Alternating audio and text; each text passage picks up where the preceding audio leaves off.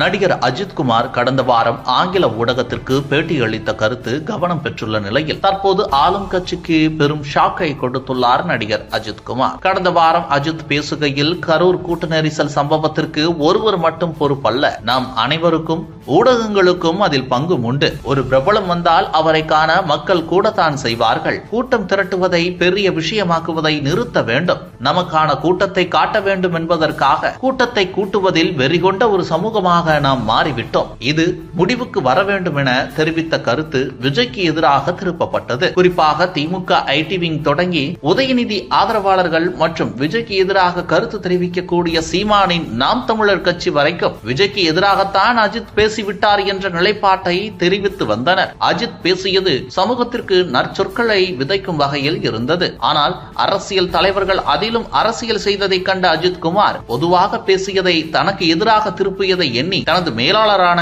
சுரேஷ் சந்திரா மூலம் ஒரு தகவலை ரங்கராஜ் பாண்டே மூலமாக வெளியிட சொல்லியுள்ளதாக கூறப்படுகிறது. அதன் அடிப்படையில் பாண்டே ஒரு வீடியோ ஒன்றை வெளியிட்டுள்ளார். அதில் இந்திய திரையுலக நட்சத்திரங்களின் முக்கியமானவரும் கார் ரேஸ் வீரருமான அஜித்குமார் ஒரு செய்தி குறிப்பை வெளியிட்டுள்ளார். அதில் ஆங்கில ஊடகத்திற்கு நான் அளித்த பேட்டியில் சொன்ன கருத்துக்கள் இளைஞர்களுக்கு நல்ல செய்தியை கொண்டு சேர்ப்பதற்கு பதிலாக ஒரு சிலரால் மடைமாற்றம் செய்யப்பட்டுள்ளது. இங்கு எதை எடுத்தாலும் பரபரப்பாக்கத்தான் முயல்வார்கள். ஆனால் நான் நேர்மையான எண்ணங்களுடன் எனக்கு பிடித்த பாதையில் பயணிக்கவே விரும்புகிறேன். என்னுடைய நல்ல எண்ணங்கள் சில ஊடகங்களால் சரியாக கொண்டு சேர்க்கப்படவில்லை. அதை அஜித்துக்கும் விஜய்க்குமான மோதல், அஜித் விஜய் ரசிகர்களுக்குமான மோதல் என மாற்றிவிட்டார்கள். நாம் நச்சு கலந்த சமூகமாக மாறிவிட்டோம். என்னுடைய இந்த ஆங்கில ஊடகத்திற்கான பேட்டி இன்னும் 10-20 வருடங்கள் கழித்து மிகப்பெரிய அளவில் பேசுபொருளாக இருக்கும். உங்களையும் உங்கள் குடும்பத்தினரையும் முதலில் பாருங்கள். என்றுமே நான் விஜய்க்கு நல்லதுதான் நினைத்திருக்கிறேன்.